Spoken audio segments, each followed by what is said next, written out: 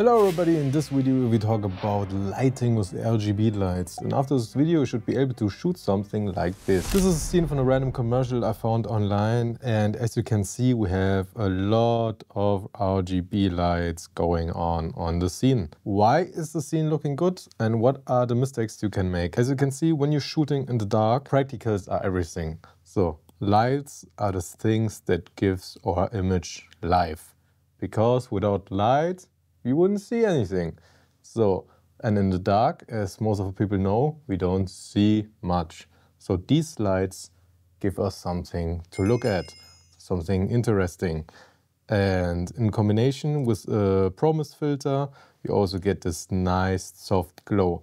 Because this is a scene that is a technique that is really overused, but this is the reason why we do it, because everything at night looks a bit harsh, a bit noisy, and with mist filter you can soften the image a little bit up, that it looks more organic and not that hard, because we're shooting on digital sensors, and digital sensors hate darkness.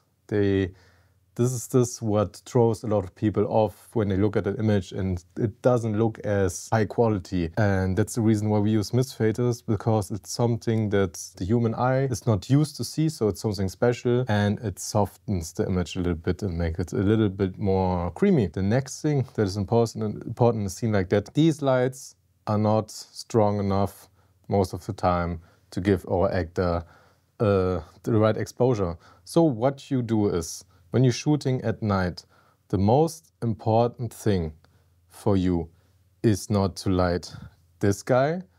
The most important thing is to light everything else. So what are the interest points in the scene, what I can put up there to make it more interesting. And after that, if you have your lighting concept builds, okay, blue lights, red, purple lights, or pink, when everything you set up, then is the moment, okay. And you know, I want that my actor is getting this reddish tone onto his face. Then you place him where you want, and then you put the right color on the right place. Because now the human thinks, okay, this light on his face comes from this source. But that's not how it works. These lights are not strong enough probably to hit him here. So what we do is, these lights are just for the audience to have a reference point. Always build a reference point in your work that the audience knows, okay, this is where the light is coming from, and this is what it gives you this professional, realistic feeling. What they probably did is put another light here. It could be anything, a 300C, sky panel, f22x, it's just an RGB light, and then shot this one at them. And also, as you can see, we have a little bit of cool backlight.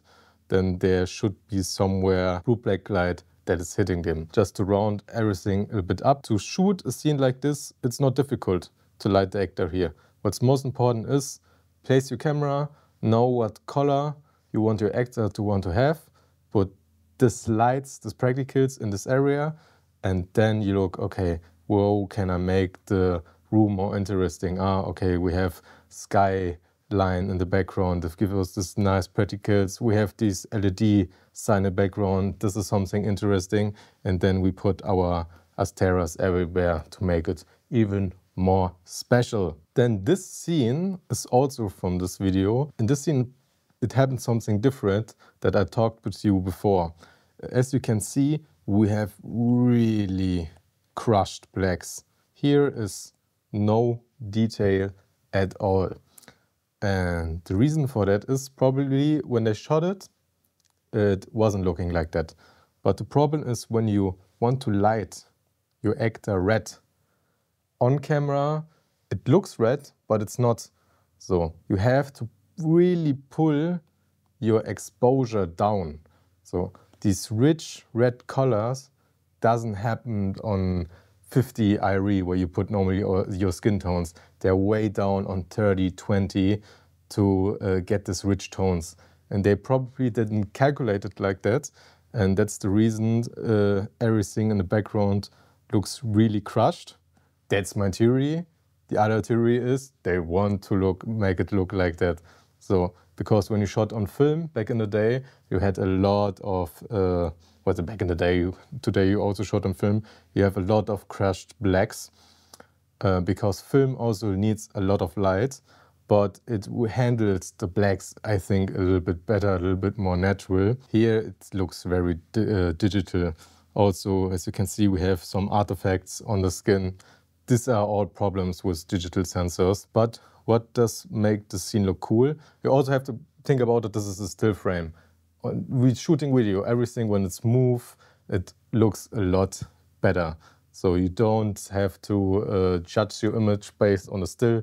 Always think about it, okay, the camera moves, so it will look a lot better most of the time. They did here the same.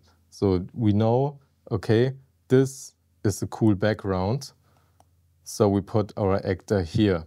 And to get a little bit more interest, we shot lights at the ceiling, clearly, but used blue color to get a color contrast. But that was not enough for them. So they also put, don't know, maybe it's small lights, Christmas lights everywhere there.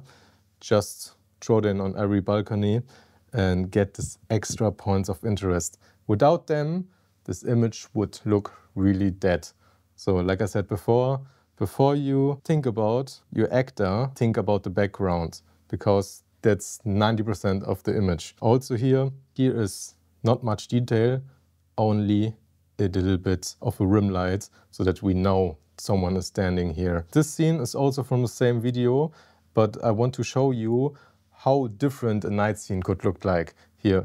This is the other part of the story. We want this warm, rich feeling, everything is all right. And that's why we have that really, really creamy light on her face. Also here, when you're shooting at night and it has to look at night, don't push your skin tones too high. So it's dark. Everything could look a little bit dark. Don't try to always hit your skin tones on the same level. Think about the scene and then adjust your exposure to that. What they done here is also they first looked, okay, where is the background with the most interest? Used a really long lens, 85 or more, and then they put her in. And what they here did, it looks really, really, really soft. It also looks like one light, but it's probably book light. Classic book light, for everyone that doesn't know, is when you, let me clean up everything and maybe change the color that you see a little bit better, is you put one big butterfly here with maybe an 8x8 full grid cloth. Here, full. So it's very, very soft. Then you put on the other side an ultra bounce.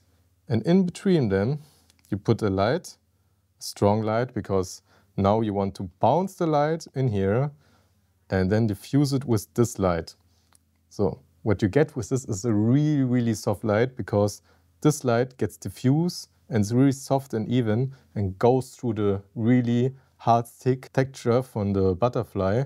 And that's the reason we really get this nice roll off across our face.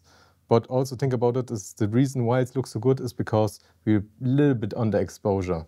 Because it's night, it should feel a bit soft and not that bright. If you like cinematography breakdowns, subscribe to the channel. My name is Marco Bagnoli and we'll see you next time.